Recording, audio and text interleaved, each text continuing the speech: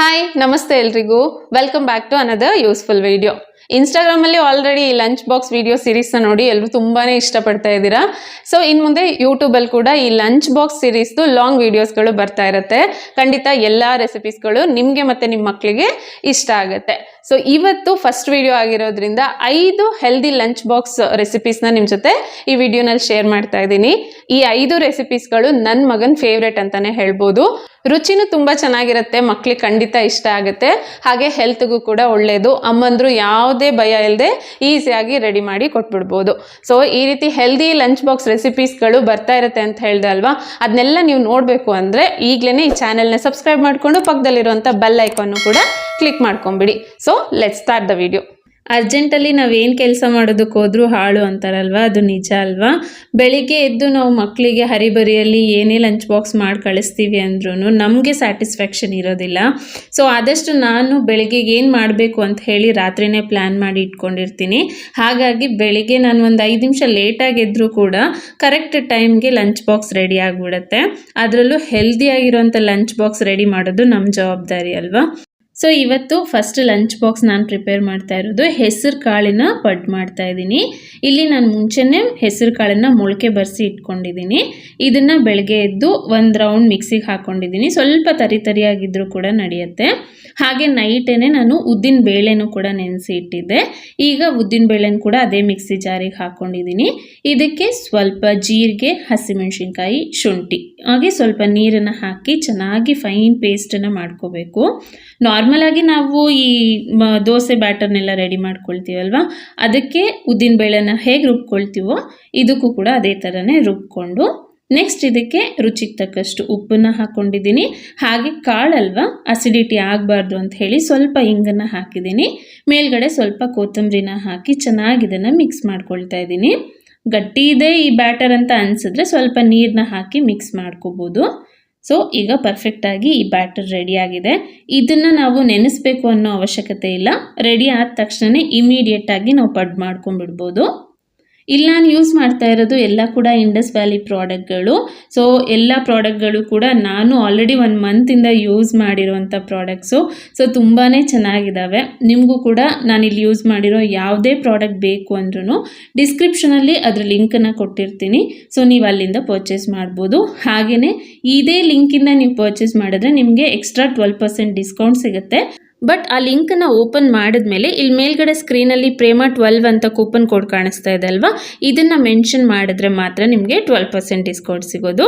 So Indus valley product ನೀವು ಯಾವುದನ್ನೇ purchase ಮಾಡಬೇಕಾದ್ರೂ ಈ coupon ಕೋಡನ್ನು ಯೂಸ್ ಮಾಡಿ 12% ಎಕ್ಸ್ಟ್ರಾ ಡಿಸ್ಕೌಂಟನ್ನು ತಗೊಳ್ಳಿ.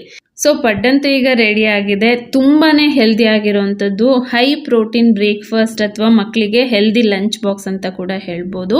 ಎಷ್ಟು ಚೆನ್ನಾಗಿ ಟೆಕ್ಸ್ಚರ್ ಬಂದಿದೆ ಅಂತ ನೋಡಿ.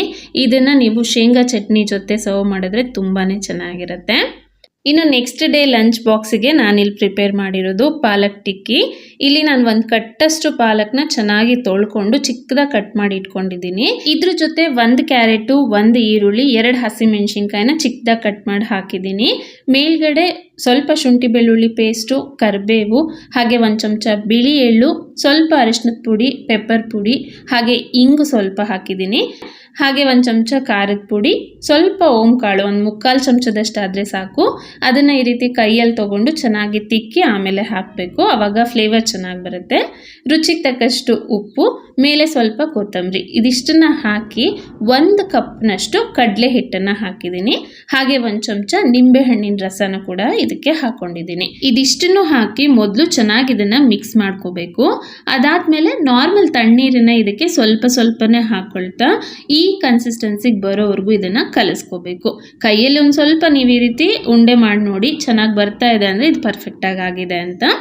ನೆಕ್ಸ್ಟ್ ಒಂದು ಪ್ಯಾನನ್ನು ಬಿಸಿಗಿಟ್ಟು ಇದರಲ್ಲಿ 1 ಚಮಚ ಎಣ್ಣೆ, ಬೆಣ್ಣೆ ಅಥವಾ ತುಪ್ಪ ಯಾವುದನ್ನು ಬೇಕಾದರೂ ಹಾಕೋಬೋದು. ಹಾಕ್ಕೊಂಡು ಅದು ಬಿಸಿ ಆದಮೇಲೆ ಒಂದು ಸ್ವಲ್ಪ ಬಿಳಿ ಎಳ್ಳನ್ನು ಈ ರೀತಿ ಉದುರಿಸ್ಕೊಂಡಿದ್ದೀನಿ. ಮಕ್ಕಳಿಗೆ ನೋಡೋದಕ್ಕೆ ಅಟ್ರಾಕ್ಟಿವ್ ಆಗಿದ್ರೇ ಅವ್ರು ಇಷ್ಟಪಟ್ಟು ತಿಂತಾರಲ್ವ. ಸೊ ಈ ಟಿಕ್ಕಿ ಮೇಲ್ಗಡೆ ಆ ಬಿಳಿ ಎಳ್ಳುಗಳು ಚೆನ್ನಾಗಿ ಕಾಣಿಸುತ್ತೆ, ಅದಕ್ಕೋಸ್ಕರ ಈ ರೀತಿ ಮಾಡಿರೋದು. ಬೇಕು ಅಂದರೆ ಹಾಕೋಬೋದು, ಇಲ್ಲಾಂದರೆ ಸ್ಕಿಪ್ ಕೂಡ ಮಾಡ್ಕೋಬೋದು. ಬಟ್ ಮಕ್ಕಳ ಹೆಲ್ತಿಗೆ ಈ ಬಿಳಿ ಎಳ್ಳು ಕೂಡ ತುಂಬಾ ಒಳ್ಳೆಯದು.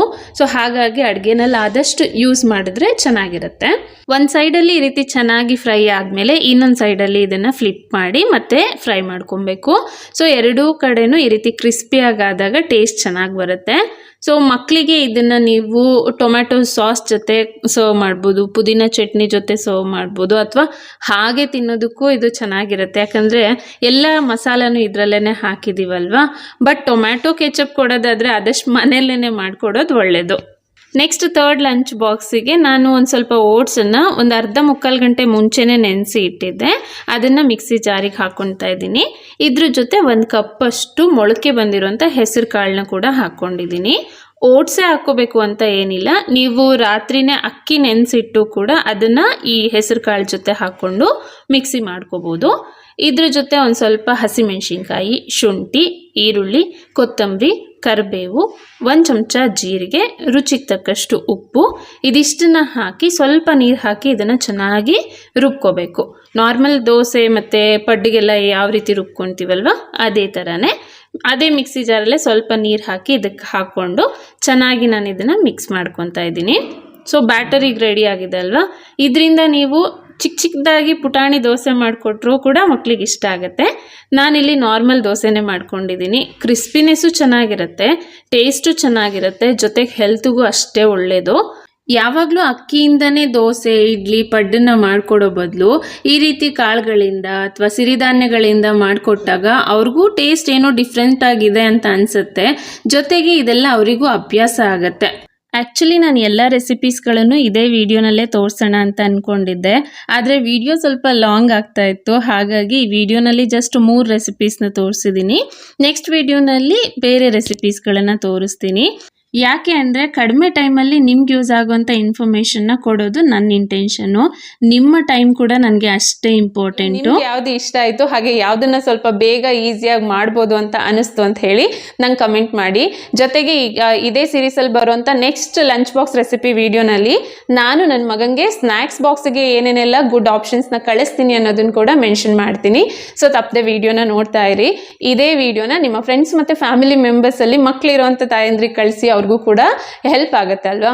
ಸೊ ಒಳ್ಳೊಳ್ಳೆ ಹೆಲ್ದಿ ಆಗಿರೋವಂಥ ರೆಸಿಪೀಸ್ನ ಮಕ್ಳಿಗೆ ಮಾಡಿಕೊಟ್ಟಾಗ ಅವರು ಇಷ್ಟಪಟ್ಟು ತಿಂತಾರೆ. ಜೊತೆಗೆ ತಾಯಂದ್ರಿಗೂ ಏನೋ ಒಂದು ರೀತಿ ಸಮಾಧಾನ ಅಲ್ವಾ, ನನ್ನ ಮಗ ಇವತ್ತು ಬಾಕ್ಸ್ನ ಖಾಲಿ ಮಾಡ್ಕೊಂಡು ಬಂದ ಅಂತ ಹೇಳಿ. ಸೊ ಆ ಸ್ಯಾಟಿಸ್ಫ್ಯಾಕ್ಷನ್ ನೀವು ಅವ್ರಿಗೂ ಕೂಡ ಕೊಡ್ಬೋದು. ಸೊ ವಿಡಿಯೋ ಇಷ್ಟ ಆದರೆ ಲೈಕ್ ಮಾಡಿ, ಹಾಗೆ ನೆಕ್ಸ್ಟ್ ವೀಡಿಯೋಸ್ಗಾಗಿ ಕಾಯ್ತಾ ಇರಿ. ಮತ್ತೆ ಸಿಗ್ತೀನಿ ಇನ್ನೊಂದು ಯೂಸ್ಫುಲ್ ವಿಡಿಯೋ ಜೊತೆ. ಅಲ್ಲಿವರೆಗೂ ಥ್ಯಾಂಕ್ಸ್ ಫಾರ್ ವಾಚಿಂಗ್. ಬಾಯ್.